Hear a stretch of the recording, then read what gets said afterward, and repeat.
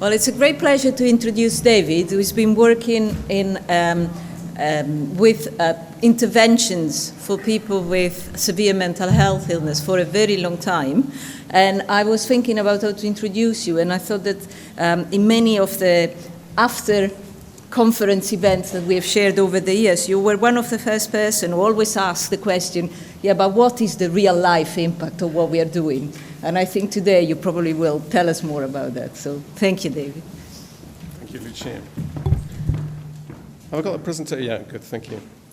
Well, the first thing to say is thank you very much for inviting me here. It's a delight. It's always a delight to come to this conference. It's kind of like being amongst friends, really. And one friend who's missing is Angelo, who was, as Pat said, a thoughtful, creative, quiet man. And there's an expression in the UK that never underestimate a quiet man. And I think that summarizes Angelo very well. So Angelo really had a strong interest in social recovery and was a great supporter of CBT. So I hope he'd have liked this talk.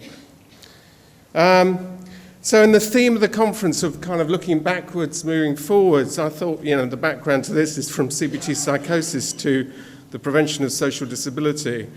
And the talk's in 3 parts, really. I'm going to just talk a bit about CBT for psychosis and how it's sort of viewed as a lump, and really we need to get better effect sizes and we need to get more precise about what we're doing. And there's really 2 forms, and we need to think about, well, what are the interventions for people with voices and delusions, positive symptoms? But for a long while I thought, what do we do about the other group of people who have long-term negative symptoms and social disability? And we've had a program of research in that. And I've got some new findings from new trials, Super Eden. So I'll talk about the rationale for this approach. It needs a different kind of approach. It builds on cognitive behavioral case management, but has some specific elements. And then I've got the results of the Super Eden study, which was in first episode psychosis, but first episode psychosis with delayed recovery. And then I'll talk about PRODIGY, which is how do we detect, which actually nicely follows, what we're trying to do is that the ones who don't get well in first episode psychosis have often had long trajectories of duration of untreated social disability for many, many years. How do we reach and detect these cases? So this PRODIGY is a study which we've already got 200, which will, and I'll talk about the PRODIGY study at the end, and we have a symposium 25 this afternoon that will talk a bit more about that. So I started many, many years ago at a time when psychological therapies for schizophrenia were reviewed as ineffective, and it was a real battle. It was just reviewed as ineffective or worse. Don't do psychological therapies. And we've now got to a time, this is the NICE meta-analysis, where, it works. There is evidence for it. Is it massive? Is it great? And there's been sort of silly debates still around about this, about psychological interventions. Is it oversold? The best thing that I thought summary of it was Jim Van Os, who said about CBT that you can no longer say that neuroleptics alone are the treatment of choice for schizophrenia. And I think that that's a very balanced view. Is psychological therapy an answer? Is it great? No, but there is something there.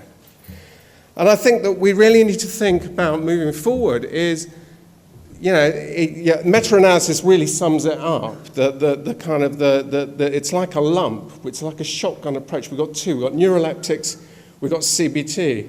Well, actually, we're trying to treat a heterogeneous group of disorders with different kinds of presentations. And if we're going to make any difference, we really need to think about, much better effect sizes, but what works for whom? And we know that, I know that there are groups of people that do very well from CBT, and there are also groups of people who do very well. I've seen amazing results from certain medications and secondary medications as well. We need to get cleverer and better about it. And actually, Jo said yesterday, she was saying about there's a British program called Bake Off. We're in a position even now where we've got in the kitchen, we're trying to make things, and we've got a bowl and a wooden spoon, CBT and neuroleptics. We actually need a whole range of different tools and clever knives and instruments to do things. So that's how we move forward. So I'm going to give, this is just a view of current research in the future of CBT. and where we might be going. And there's many other things here. This is some of the studies I'm involved in. But I just thought I'd flag up CBT for treatment-resistant psychosis. The original thing was we were asked to do, and I was allowed to work and supported actually by very biological psychiatrists actually who knew that there was a treatment-resistant group. And I think there's an indication there of what works for whom. So CBT for delusions and hallucinations. For people who are presenting with distress about paranoia and voices, for that group, it works quite well, and you get much better effect sizes. You get effect sizes 0.6 to even higher. And there's some good work, a colleague of mine, Mark Hayward's working on voices, getting very good things focused on voices. Dan Freeman working specifically with paranoia, getting much better effect sizes.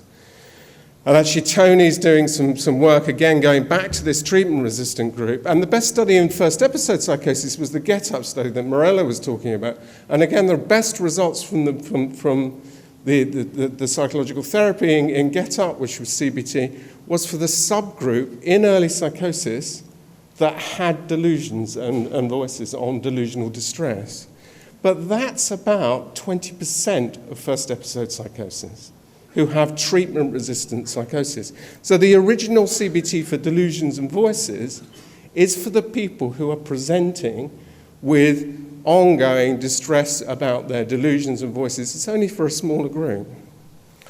So we need to sort of look at that, and then where else are we going with that? Well, there's some interesting things actually on looking at this group with the treatment-resistant for people who are refusing medication, and even very careful studies about, particularly with young people, where there may be clinical equipoise about whether you want to give a neuroleptic or whether you may do psychological treatment. And we need great care, and the last thing I've always been a great supporter of doing both, but I think that in terms of teasing out the heterogeneity, very careful studies in early cases where there's genuine clinical equipoise may allow us, where we've got both biological underpinnings research and psychological research. And if I made a guess, I'd say probably people with strong trauma histories are presenting with paranoia and voices.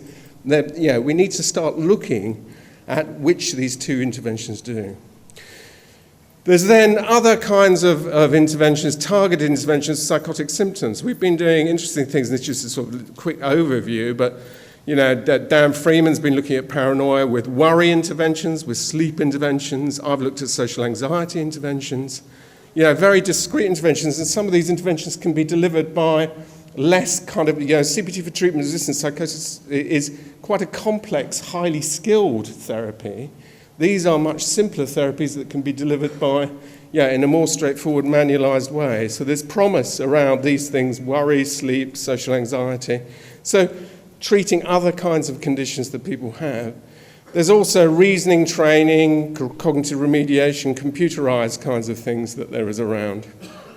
So there's a range of different targeted interventions. Again, not different, but these are different. They're called CBT, but they're actually different kinds of interventions with different targets.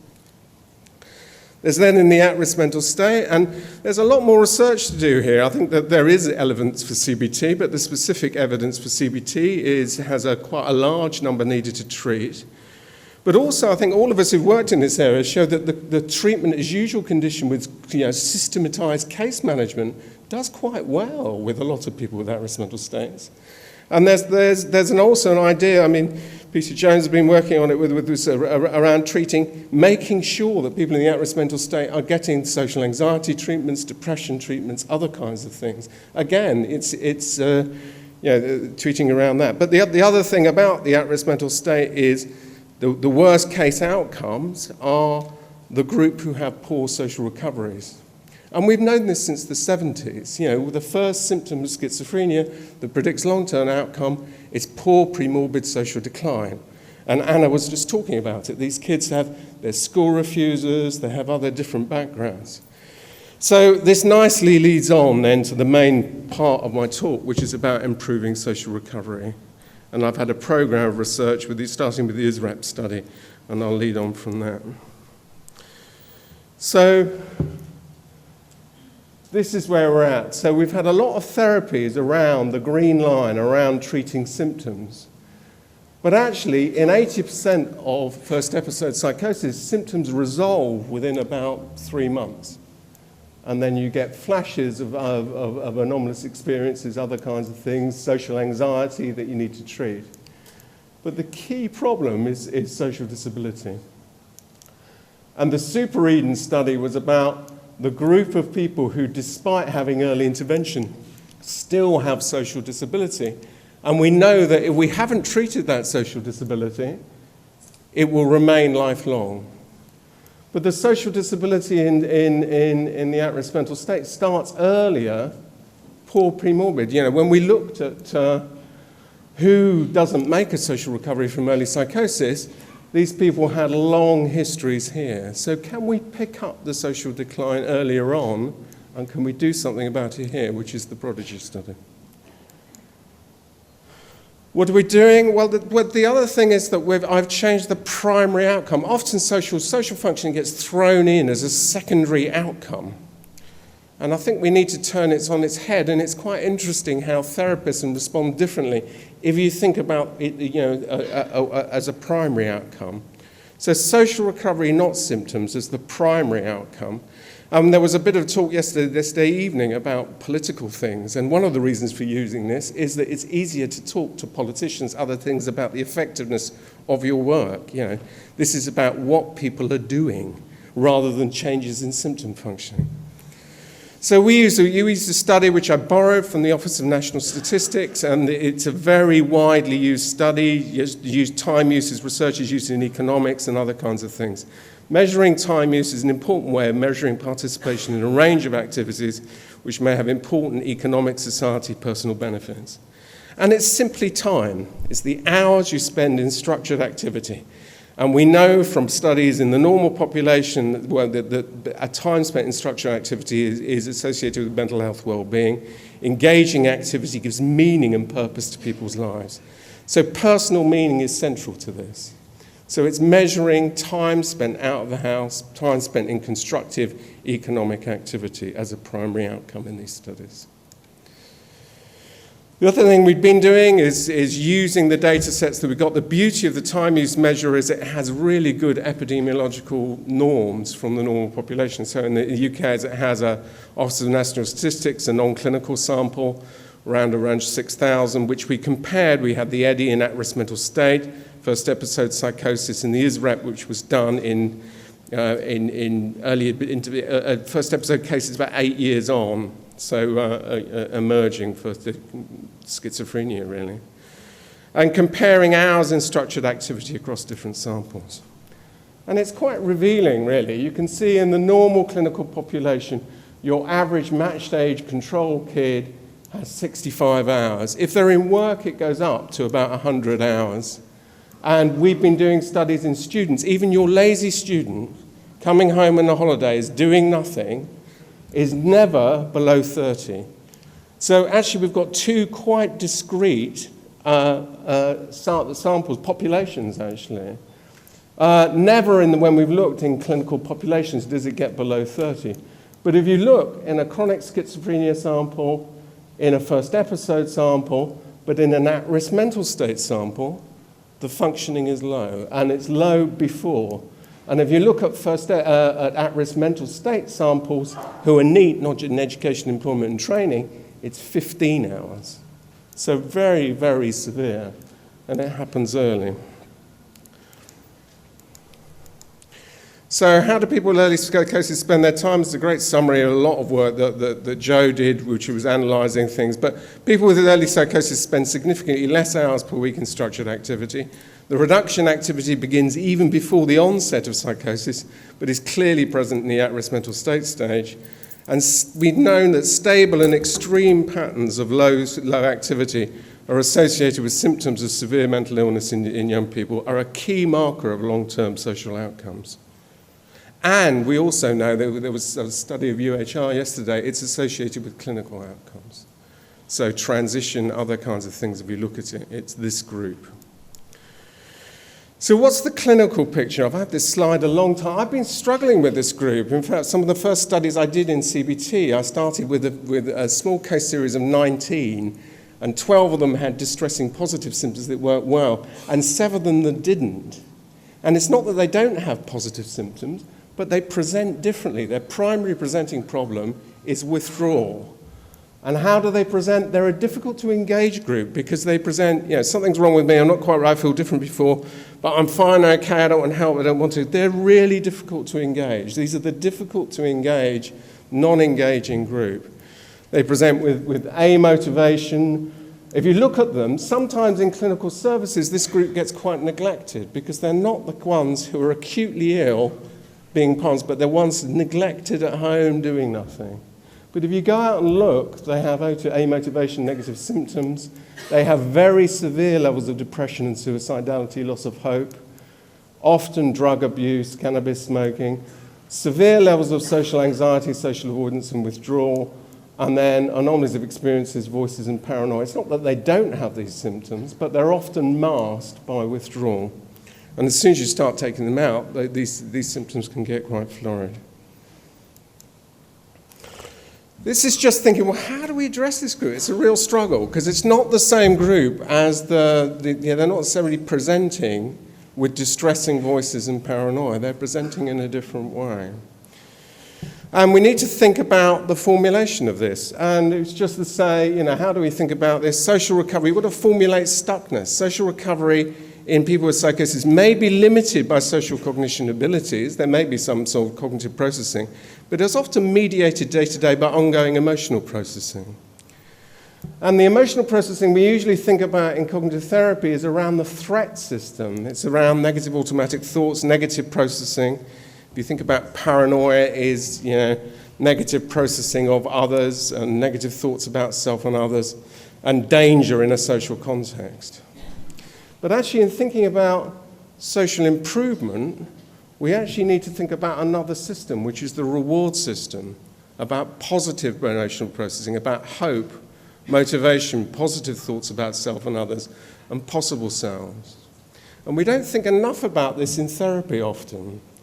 That actually, that if you think about trauma and ongoing trauma and the kinds of kids and lives that Anna was just talking about, they've had the reward system kicked out of them.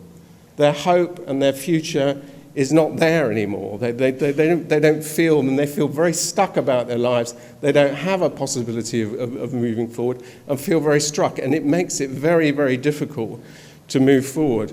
And there's something about engendering and getting back that reward system that we need to do in therapy to move on. So we need a new treatment which promotes social opportunities, focusing on promoting hope, possible and future selves and self-esteem, while managing. It's not that they don't have depression, social anxiety, they do, but they feel very stuck. And the key is using elements of behavior therapy, a lot, cognitive behavior therapy, engagement, values, exercises, a sense of agency and hope, encouraging behavioral experiments, combined with assertive outreach case management techniques, and a systemic understanding of blockages. And again, Anna summarised the situation of these people in families very well, really. There is more than just therapy going on. There's a blockage in the system about how you put it forward. So it's a mixture of things. And some of the ingredients are already there in what we're doing in early psychosis therapy, cognitive behavioural case management. Shona Francie talks about it, that is used in Origin, used in all our early intervention services. That's a good start, but we need a more specific element around some of the work around this. So, I've called it systemic social recovery, CBT, but it is an element of it, and this is just a summary of how you do it. But it's going out, assertive outreach, seeing people at home, doing a multi-systemic formulation of the barriers to recovery, working with the individual, validating and empathizing about where they are in their lives, where they're going, and engaging with them about where they're feeling, clarifying values and motivation, fostering a kind of self-image as a hero in an active struggle. I like that kind of idea because it's not removing how difficult things are, but it's saying where you are, instilling a sense of positive sense of identity, view of self in the future, and values. There's got to be meaning in it, otherwise it doesn't generalize. Formulating meaningful, specific individual goals and barriers, and then discrete pathways to change, case management and IPS strategies, It links with IPS. I just flag up IPS. I think IPS, individual placement support, is absolutely crucial. I'm talking about kids who are so withdrawn that they can't even get to the IPS interview. So very withdrawn people at home. So this is a stage before you'd even get there.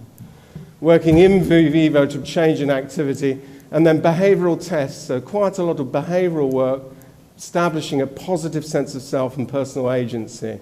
So quite a lot of the tests are less around paranoia, but, you know, going out, testing out how you feel about yourself, enjoyment and things like that, around, while managing negative symptoms, depression and paranoia and voices and anonymous experiences if they occur in it. It's quite a difficult therapy. And it's quite interesting, the supervision, actually, of supervising this, and I'm doing this with quite experienced therapists, that compared to the work with voices and delusions, this is harder. And actually some of the issues with this, in the support of it, is instilling hope. There's some almost psychodynamic work with the therapist about holding on to the hope, because it's quite a struggle to help and instill hope and keep going with this, even with very experienced people. So I think as we move to other people, I think the reason people give up on these cases is that they're not easy to work with. It's quite a struggle and a battle to get this done. And it needs a lot of persistence and hope. Where do we start with this? Well, actually, you know, I'll come on from this. This is actually my favourite bit of data. It's not a randomised controlled trial. It was a historical controlled trial of me working in Norfolk for many, many years, about a period of over 10 years, 12 years really, just observing the course and outcome, a historical control trial.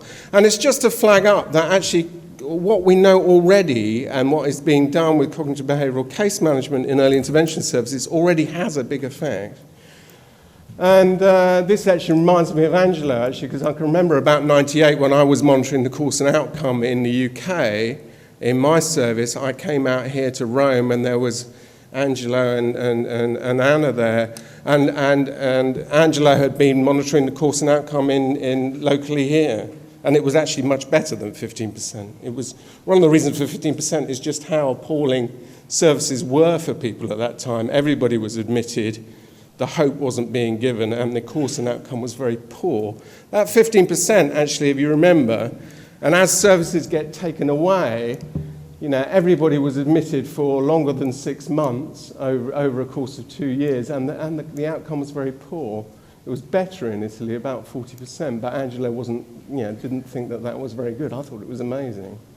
But actually, with full intervention teams providing cognitive behavioural case management and supportive employment, you can push it up, and that's what's happened in the UK, to around 52%. And with the Super Eden study, it's similar. It can go with really good teams up to 60%. But that still means that 40 to 50% of cases aren't making a social recovery. And that's where we're going. So, you know, we've got a good structured thing with cognitive behavioural case management in early intervention, but is there anything else that we can do? Because if we just leave these cases at the end, they are going to have lifelong problems. So this was the Super Eden trial. So what we were trying to do with this is that could we have a second phase in early intervention for these cases, for that 40 to 50% that aren't getting better? Could we have a second phase of delivering this sort of stuff, an intensive form of case management?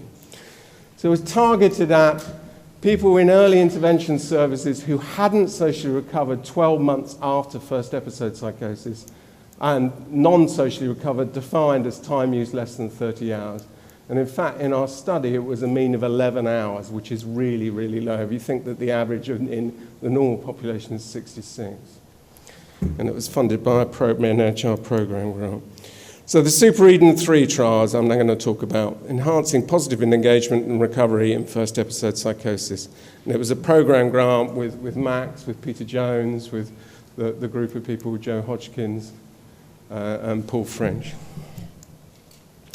So the background to this, Super Eden 3 was an assessor-blind, randomized controlled trial carried out as part of the Super Eden NIHR program grant. It was conducted at 4 specialist early intervention psychosis services in the UK, Birmingham, Norfolk, Lancashire and Sussex. Participants have been clients of early intervention services for 12 to 30 months, showed persistent and severe social disability, engaged in less than 30 hours a week. It was a registered trial. The primary hypothesis was that augmenting early intervention services with SRCBT would lead to improvements in the time spent in structured activity. And it's important to say that, the control treatment was intensive early intervention trying to be delivered in the control group. And in some of the services, they had focus on social recovery at the time. The SRCBT was delivered in most places by therapists working in the team. Usually clinical psychologists with some experience in CBT. The secondary hypothesis with the interventions reduced levels of depression and hopelessness, improved negative symptoms, and a preliminary cost-effective analysis was carried out too.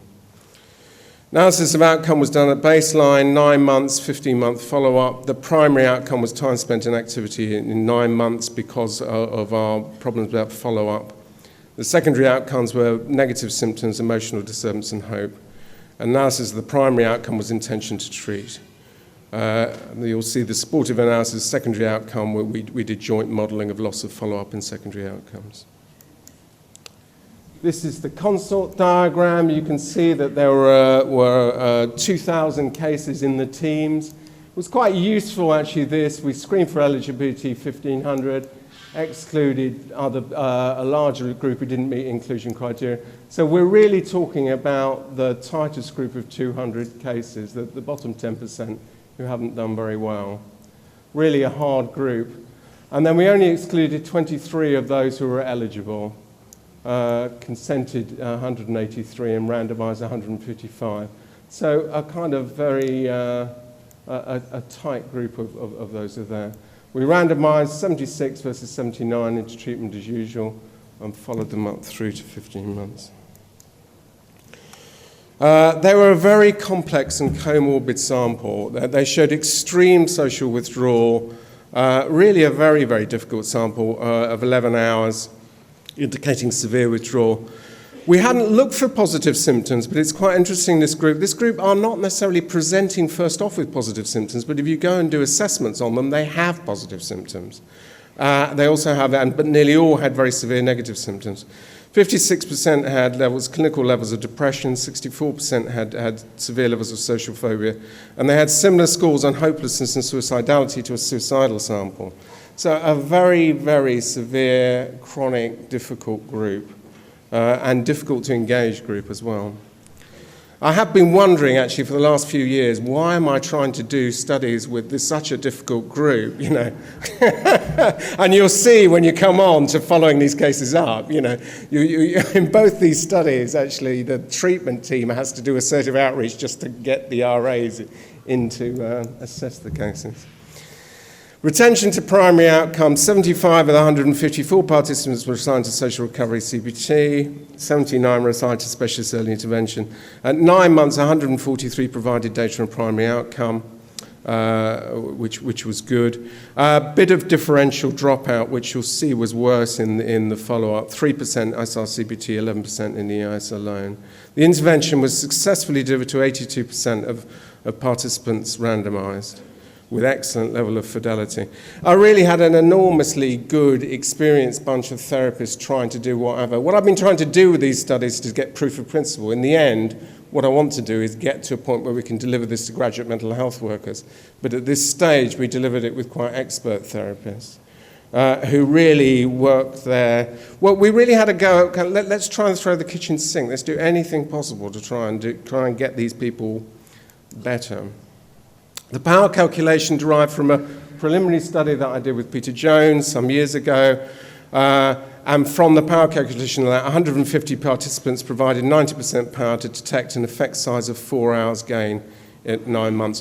4 hours is kind of, and I've talked to, with the time use, it's quite useful talking to clinicians, managers, people in the community, family members and service users, all agree that 4 hours is a reasonable effect. So 4 hours is a bunch of activity. It's an afternoon's work, it's an afternoon's going out socializing, whatever. It's a lump of activity. So we've used that as the minimum clinical effect size. So the main finding, the primary analysis indicated the intervention was associated with an increase in structured activity of 8 hours. So it's a whole day's more activity in the specialist intervention at 9 months. So we were very pleased with that, really. So we got these cases. You can see actually the EIS providing specialist case management also didn't do badly either. So we were competing against an active group there. But what I'm pleased about here is you can see, if you remember, that actually the normal range dips into about here. So you're just about getting these people from really extreme to a point where they're active at the lowest end of the non-clinical population. Retention to secondary outcomes was a bit more difficult. This was a trial. It wasn't funded as a trial. We had difficulties at follow-up. But the difficulties in follow-up are also part of working with this group. And actually, I'll show some results on engagement. Secondary outcomes had higher rates of missing data. There was 80% and 65% at 16 months, but differential outcomes. So if you look at engagement, we didn't choose engagement as an outcome, but I would. And in fact, in the Leo study of early intervention, it was one of the outcomes. But you can see here, this is just availability to follow up. And you can see in the SR-CBT group, we were far better at keeping them available to follow up, whereas there was a higher dropout in the control group. And this is a group who are dropping out of services. So I think actually for future studies, I would just look at engagement as a primary outcome. Similar there. This is the results on the PANS. This is without any adjustments at all. There's some effect there, small effect on the PANS. There's no effect on increasing symptoms. Symptoms were decreasing in both groups with a differential effect. There's the whole thing about agency. There was an increase in agency with a significant effect there.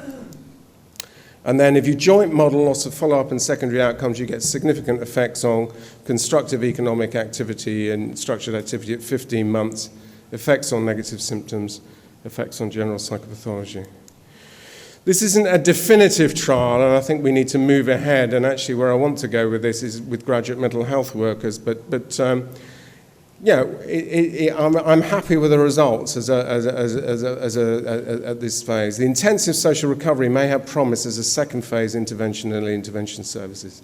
And again, we need to think, we've talked about 3 years. I don't think it's 3 years for everybody or 5 years.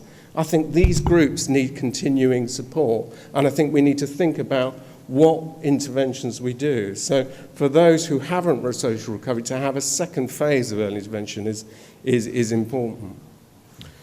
The next stage is, well, where could you go? All of these cases, when we followed them back and we've traced them back, the reason that they were so difficult to treat is that they had about not a small duration of untreated psychosis. If you look at the duration of untreated social disability, these were kids dropping out of school at 13, 12, 8.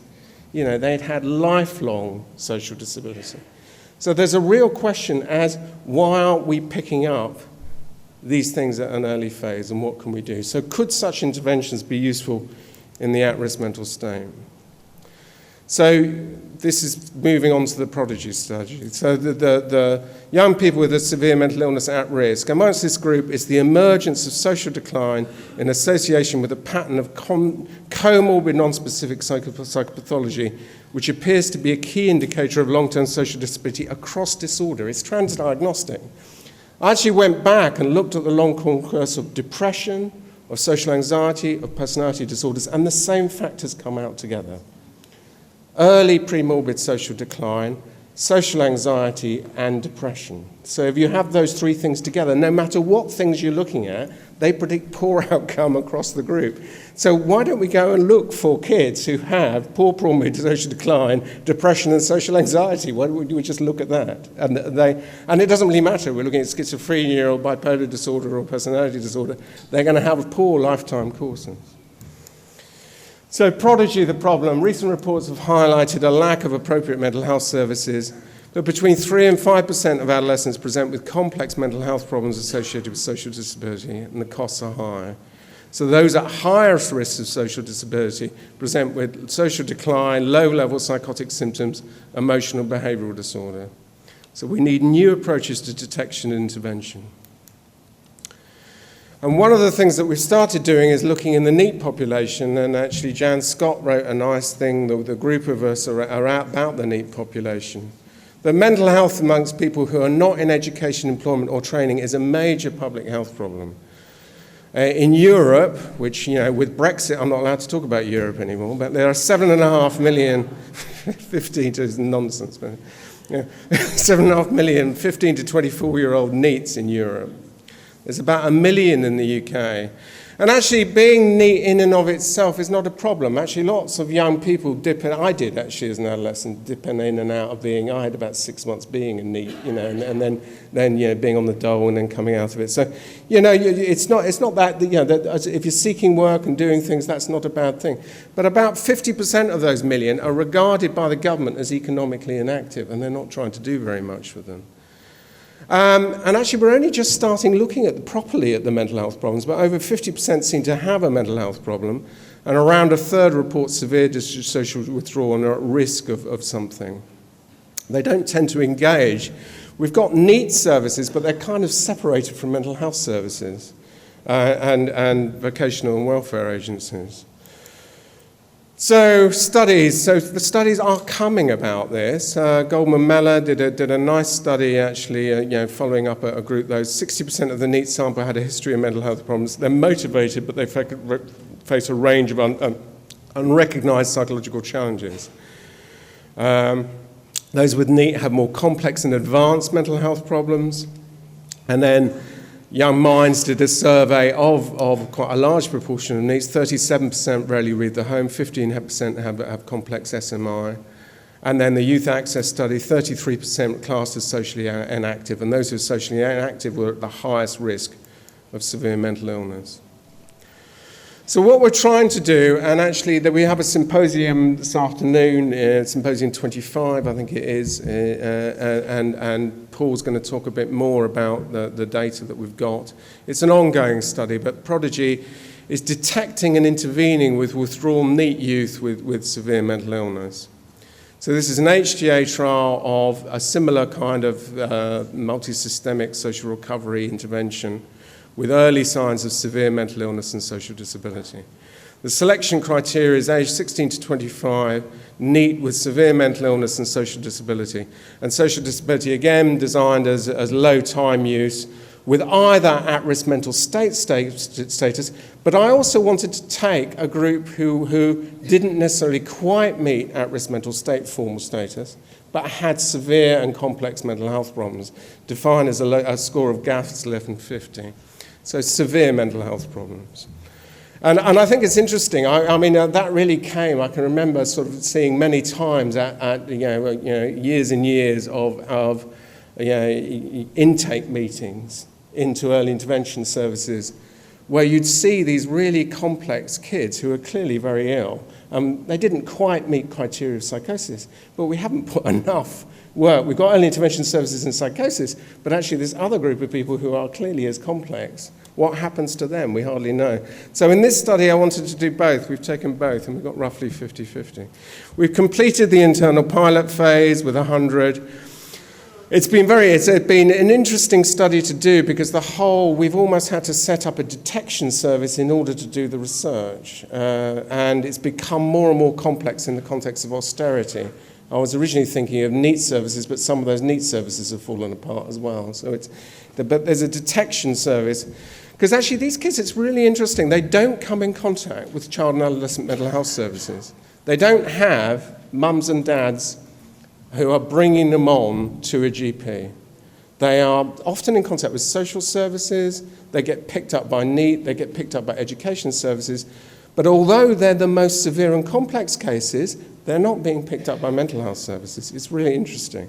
So you have to have a detection service to try and get into them. So 70% extremely withdrawn. This is just kind of 45% arms. We're getting probably around a 50-50 split between arms and complex comorbid, affective anxiety disorders. But really complex comorbid disorders. I think that's the issue with severe youth. It's not one disorder. It's a complex comorbid group of things. And I can talk about the qualitative research. The full trial is ongoing. We've got about 200 in Sussex, Norfolk and Manchester. Just to flag it up, Paul will talk a bit more this afternoon, 4:30 I think, and mean age of 18, 16 to 25, social withdrawal even more severe, 9 hours activity per week, 71% meeting diagnostic criteria major depression with comorbid anxiety disorders, 44% meeting criteria of at-risk mental state. When we look at it, they've had, actually, interestingly enough, more severe psychopathology than the first episode samples we've had. So global functioning, GAF-39, more severe on the Beck depression inventory, social anxiety, hopelessness, and negative beliefs about self and others. So a really complex group. And this is just to flag up, we've got Caitlin published a nice, interesting, I've had a really great qualitative research, Caitlin is just a qualitative researcher, not a mental health person, doing kind of the, coming in and doing the sort of qualitative study with some of our service user researchers. And they've independently done this, and it's been quite nice to sort of see these results come back. This study was actually done as part of to see about how the study was engaging people and the randomized elements of the trial, as well as the therapy. Bryony G has just published another study in early intervention, which is more about the therapy, and she's talking this afternoon too. But they liked it, so about the engagement style. They liked the communication and the flexibility arranging appointments, very similar actually to what Anna was talking about. Anything that you can do to get in the door was whatever. I thought it was really well done. She said she'd phone me or text me the day before just to make sure I was still up for it, and then she'd kind of meet me there every time. So that actually from the team. I think there's going to be a big thing in the trial, and there was in Eddie too, that actually what we're doing in the control arm is actually quite an intensive follow-up, and that may have an effect in and of itself. And actually, when you look at it, sometimes, and it happened in both Eddie, that actually if you talk about afters, that they think that they've received therapy in both arms, because the RAs are doing so. They appreciated the individualized nature of the therapy, CBT elements. This was what was nice. This wasn't therapists doing this research. This was independent quality researchers. And this was what the users were saying. So to be able to put on an agenda yourself and put on when you want was really good. So they like those sort of systematization of the therapy. Going out with a therapist was particularly helpful. I'm seeing this therapist, he's got me going on the bus by myself, and we're like trying things, sort of gathering evidence against my assumptions what's going to happen. And this is a nice quote too. I hated it. It is really difficult. These are kind of very withdrawn, socially anxious, also they're not necessarily paranoid in the house, but if you take them out, they often do get it. And there is a sophistication of it, because people, when I did it with case managers, they were worried about relapse and often quite fearful of actually pushing people out. So there's a sophistication of it. I hate it because I just don't like going out in crowded places, but I don't really see it. I was really surprised how much I hated it, how scary it was, but it definitely helped a lot, notice things I didn't notice before. And I also think it's something I would do, like if it wasn't something I'd do. It wasn't something like going to counselling. It's not something that a counsellor would do. And I think that is important because it's a different therapy that is generally available to this group of people. And certainly in the UK, CAM services don't have an assertive outreach approach. And I think that this type of thing, to deal with it in adolescence, is crucially important. And it's only what we do in early intervention and the kind of assertive outreach, but actually it's quite novel for some of these people. And then some concerns about commitment engagement, knowing this person is going to see me for the therapy. I do feel nervous how well I'm going to get on, concerned about commitment issues. There's quite a lot of psychotherapeutic engagement with people and how you build a relationship with these quite difficult, quite damaged people. So can we detect and intervene to improve social recovery amongst young people?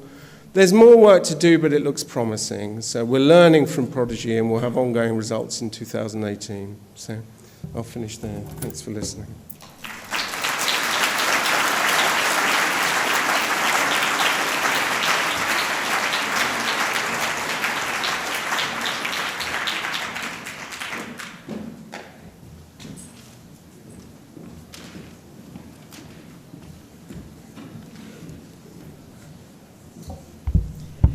Great presentation and great trial and proposal.